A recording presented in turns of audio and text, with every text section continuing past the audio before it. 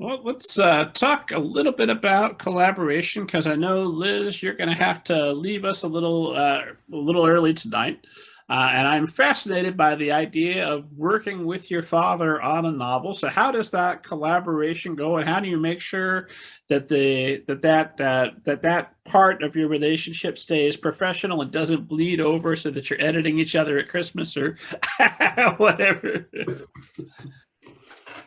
Yeah, go ahead. I Okay. want to hear this one. Oh, well, I was just gonna say how it works. We each have our own jobs. We at the beginning of a project, we sit down and map everything out together so that we know where we want the story to go. And then Dad takes over and kind of gets us from point A to point B.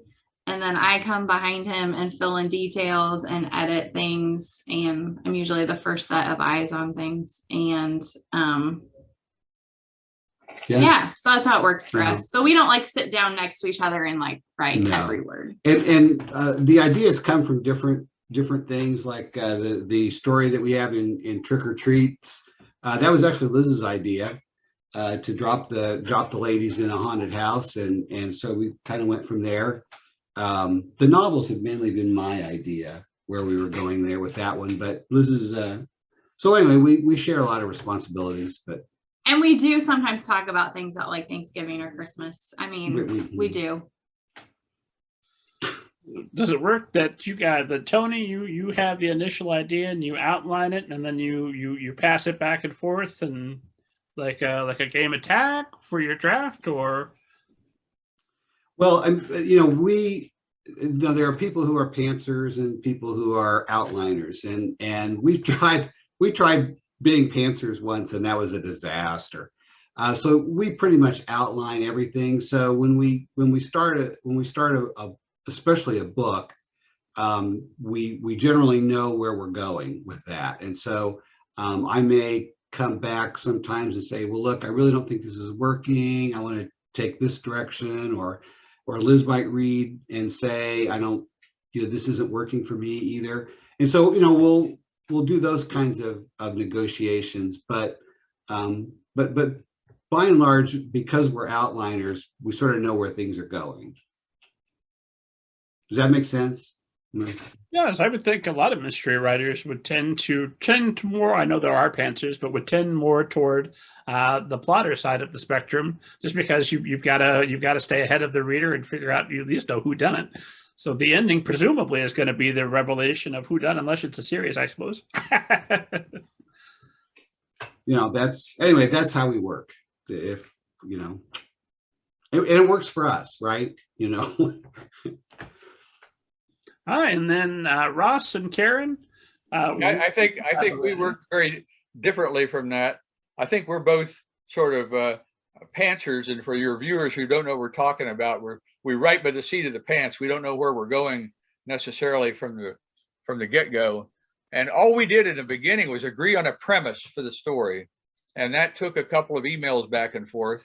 And then we would each write. And I think I started writing first, but the current introduction, the first page was written, that got published, was written by Karen.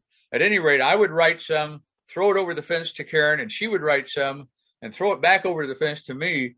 And the story changed completely from the time we started till the time we finished. To give you an idea, the original title in my mind was Chainsaw Clowns, and it ended up as The Curse of the Benjamin Mansion. So I'm going to throw it over the fence to Karen, and you talk some, because and by the way, we really enjoyed working together. I don't think she had great ideas, and anyway, go ahead, Karen. Oh yeah, we found out our voice as a writer is, they're two completely different voices, and so we brainstormed ideas, because I had been in a haunted house experience where there were clowns with chainsaws, so I thought that would be great. But then Ross Carley found the mansion that we wanted to write about and have the party in it.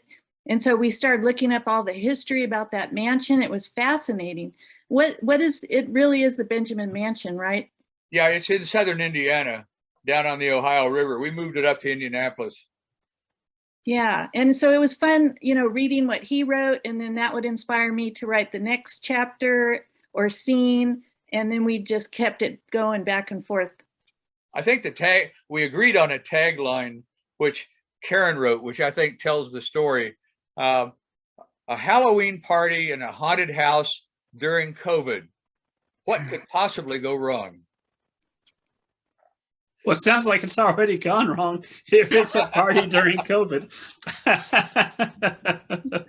Yeah, and we like to think of it too as Alfred Hitchcock meets Stephen King. Ooh. And Tony and Diana were very instrumental in helping us as editors. So thank you. Yeah, that's one of the things about Sisters in Crime in the anthology. One of the reasons I enjoy writing for it is we have such great editors who, and being a former academic, I have a pretty thick skin as far as editing goes. Having published, I think I have 135 refereed publications in journals. And you have to have a pretty thick skin when you deal with editors, technical editors. I think that if you sit and listen to them, and Diana and Tony are great editors, they really, really helped us improve the story. Thank you. Yes, thank you. That's good to hear.